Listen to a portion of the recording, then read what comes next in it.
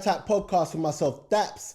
Guys, keep liking, Guys, keep liking, subscribing, sharing, all of that good stuff. Yes, guys. So what is it today? Monday. I didn't release one yesterday. Well, it's Monday today, so this is the first one of the week that I'm recording. But you guys are gonna get this tomorrow, which is Tuesday.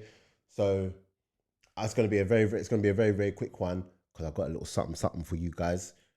If you guys can think, those of you that listen to my podcast, who have been listening to the podcast for a while, I've got one of the them coming on, one of my friends coming on, friend of the show, and when we link up, you just know it's going to be a good one.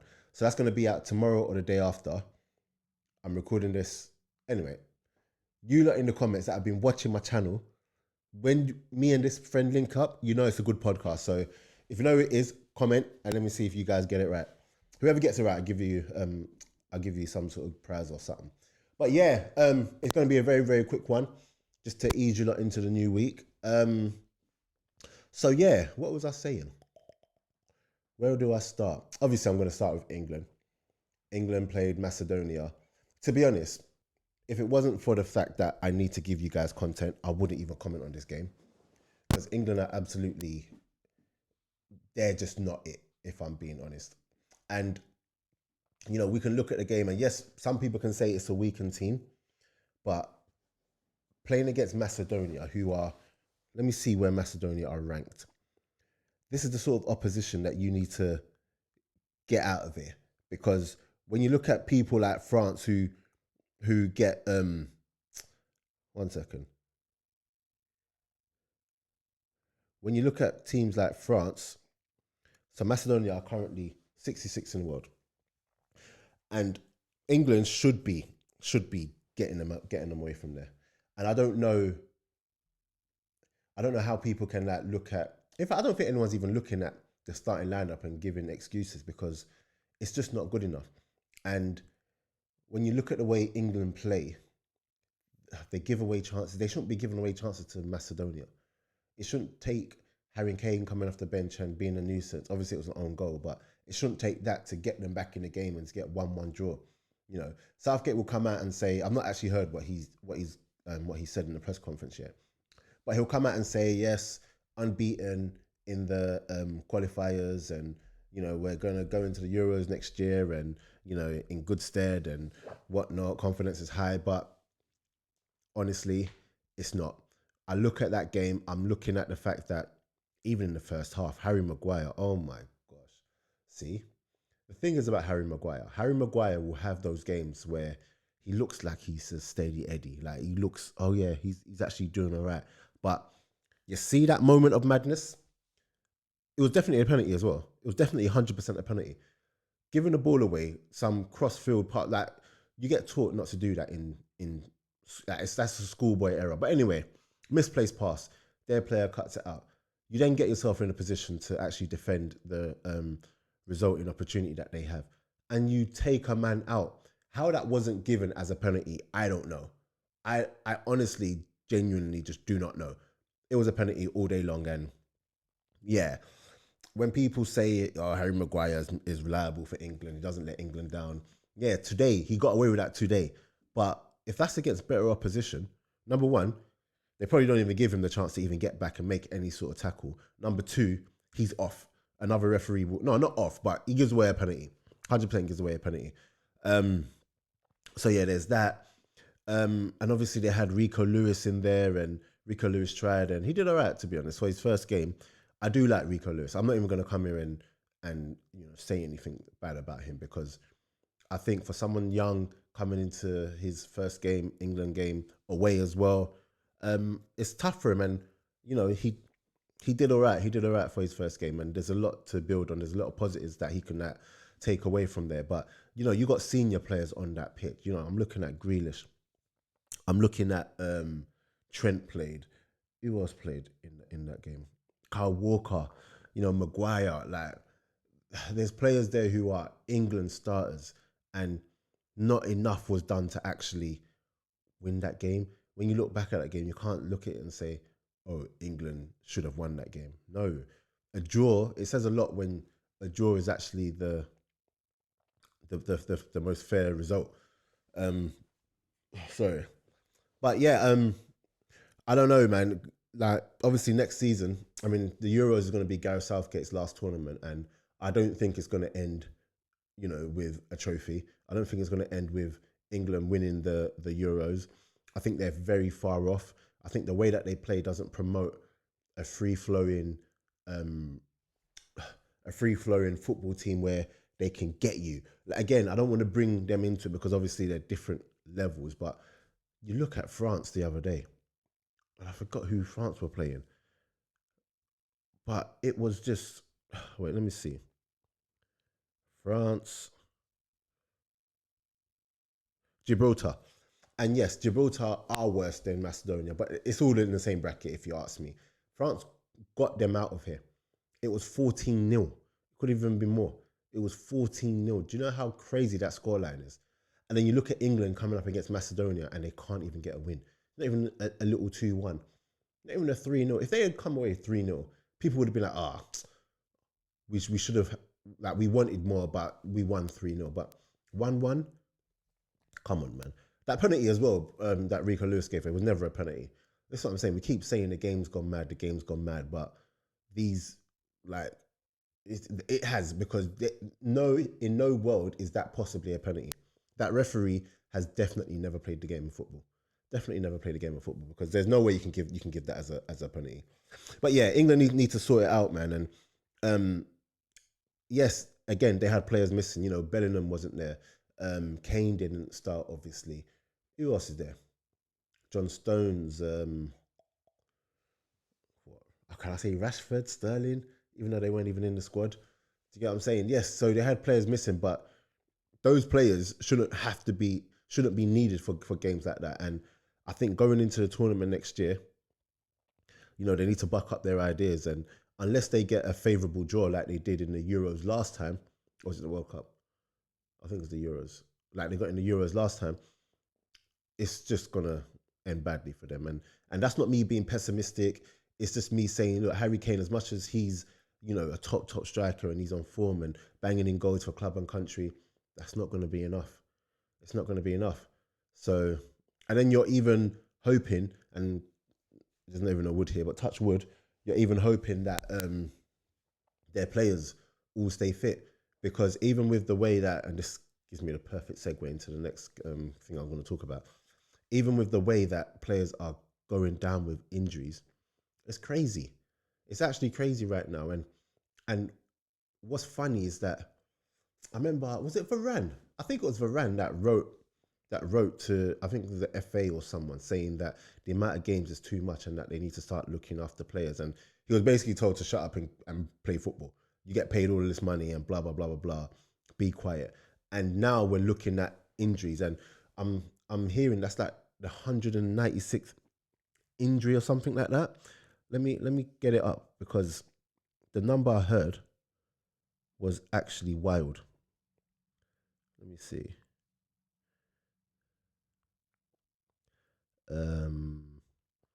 So there have been 196 injuries in the Premier League this season. 196 injuries. That's a 15% increase compared to the past 4 campaigns, which is crazy. And it's not a coincidence. Players just haven't become softer all of a sudden. You have to look at the amount of games that they're playing. Even like the added time, and they don't get breaks, and these pointless international breaks that are happening. And you have to look at all these things. It's crazy. And the players who should know more than others, how it's going to take its toll, how they're feeling, are the ones being told, no, let's ignore them. They don't know what they're talking about. And then they're getting injuries. All these ACL injuries. I've never seen so many ACL injuries. And obviously Gavi has gone down injured with another ACL. Not another one for him, but another ACL injury in general. And it's mad, because obviously Gavi's a big player in world football in terms of like hot prospects, or even just in general. He's a big player. And for him to go down, it's like suddenly it's like, whoa, what's going on? Everyone's taking notice. And it's happened in a friendly where, did he really need to play? Even after the initial tackle happened on him, he came back on. Like, did he really need to play? They should have just taken him off and whatnot, and then he tried to jump and then he messed up his ACL, and it's too many at this point. And then there has been a 96% increase in hamstring injuries compared to last season in the Premier League. 96% increase is wow. It's basically twice as many hamstring injuries as there was last season, and we're not even halfway through. So something has got to be done. The previous high was 40 hamstring injuries during the 2021 season. It's mad. It's mad.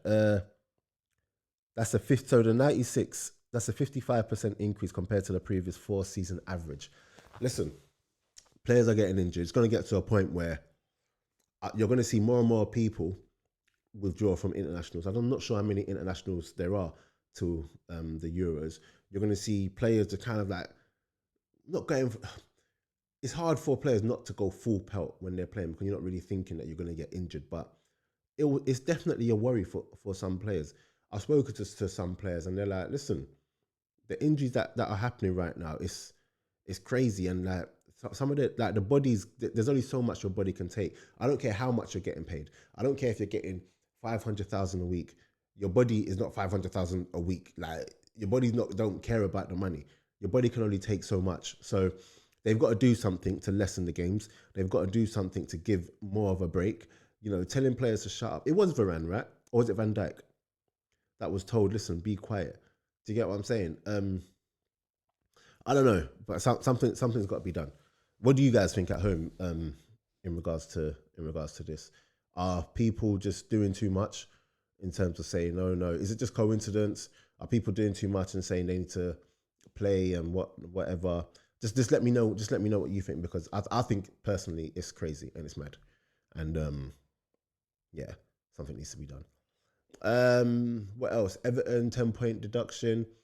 That's crazy excessive. But what that has now done, yeah, is it's opened the door, and I feel like they did this in terms of the FA, because bearing in mind it's never been done in the Premier League to give a team a 10-point deduction.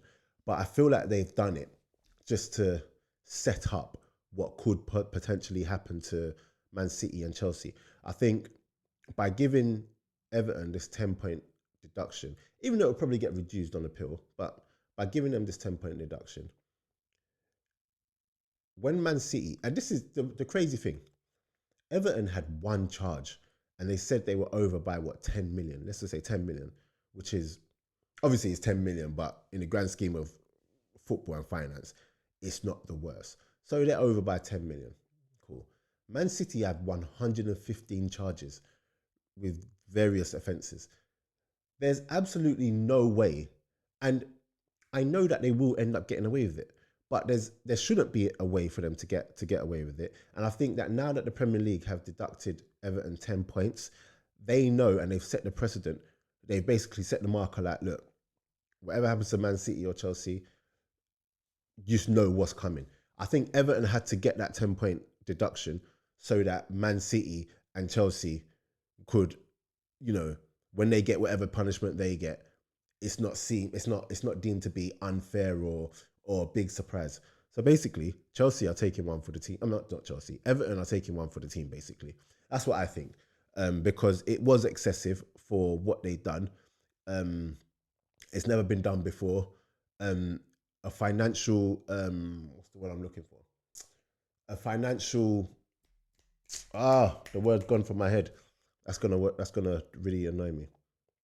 Like basically, they broke the law. They broke the law financially. They broke the rules with finance. So you'd expect the punishment to be financial and not based on the team. So and not a sporting sanction. That's it. So it's gonna be interesting to see what happens there, and yeah, we'll just have to see.